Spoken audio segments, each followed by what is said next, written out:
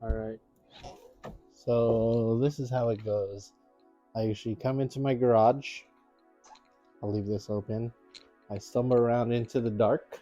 This time the path is clear. I turn on my lights. Why is this switch over here?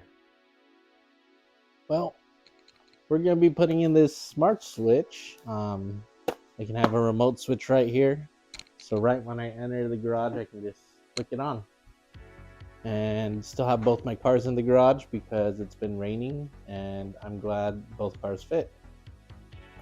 Or else they'd smell like wet, smelly, wet Toyotas. We have our switch. We have the smart switch. We have the mounting plate. From what I understand, it's just a direct replacement. And it probably sticks out just a little more. That's why they include this faceplate. Requires a neutral. So I gotta get one that doesn't need a neutral. We're back in the garage, working on the light switch. This light switch. And to remedy this light switch that I think is broken, I bought the exact same shitty switch, but this time it's not used. All right, we're gonna turn off the breaker. Okay, which there's still a live wire in here.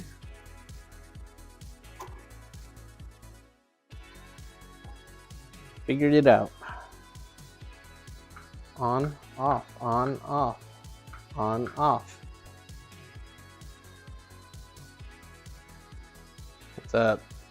So we finalized it, and now I come here, up is on, down is off.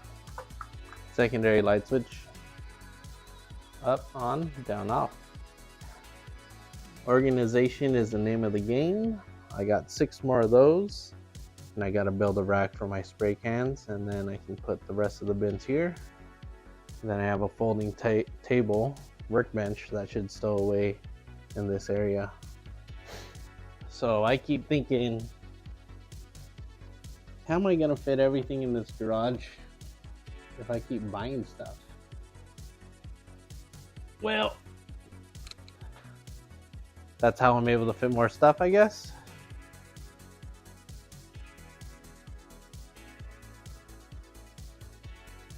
All right, so far I'm highly impressed. Looks like it's ready to go. You can't mess this up because it's indexed, so you can't flip it around. So I think I just have to stand her up. Not bad, 67 pounds. This thing was used, but it looks new. I don't even think they opened it. It's rolling, passing the roll test. Does it transform into a transformer? Transformer. Dude, sick. Will it support my weight?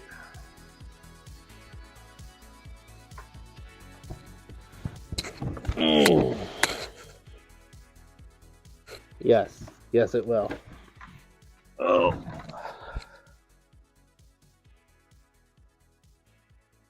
Let me show you how trick this table is. Hardest part's taking off all this foam and tape. But for 175 bucks, man, I like it.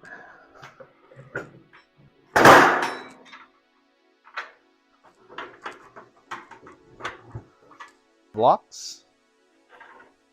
And then when we need to set it up, squeeze this together, unlock it, and then there we go. All right, so now we can finish cutting the shelves, and I'll use this.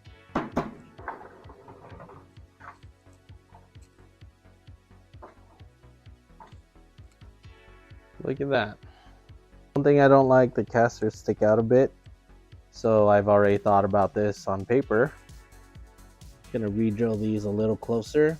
We're gonna lose a little bit of stability, but we're gonna be a lot more compact, and we'll be able to tuck this in flush with the shelf.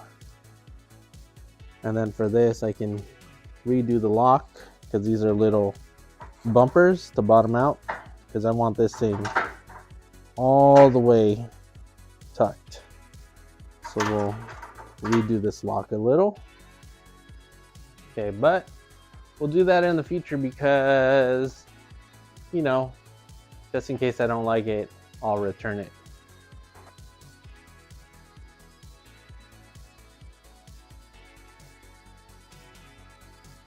I'm about to rip some plywood for shelves. I got this wood here, or this cardboard to support it, and I can slice through this. And this is my welding table. This is the workbench that I just set up. This is my fake Craig rip cutter, which I like better than the real version.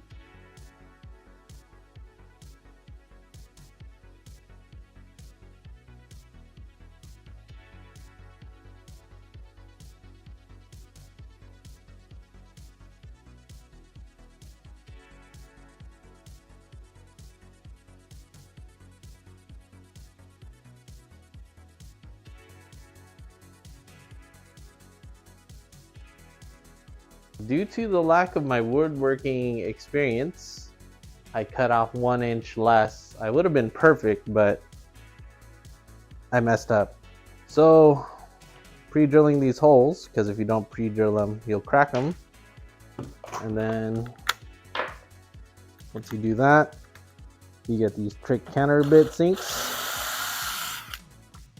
Switch out, get your T20. And then just, there we go. Okay.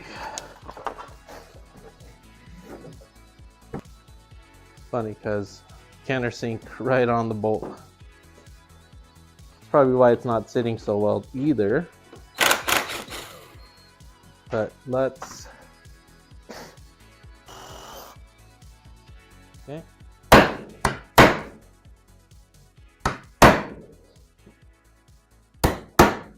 Oh yeah, perfect. Perfect.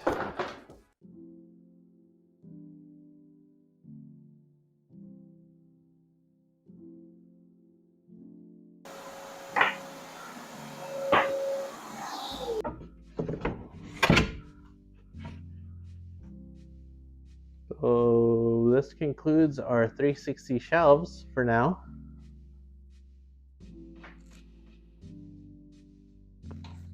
Check out that terrible repair.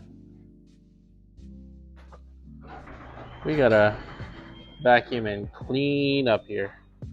Luckily I didn't get sawdust over all my cars.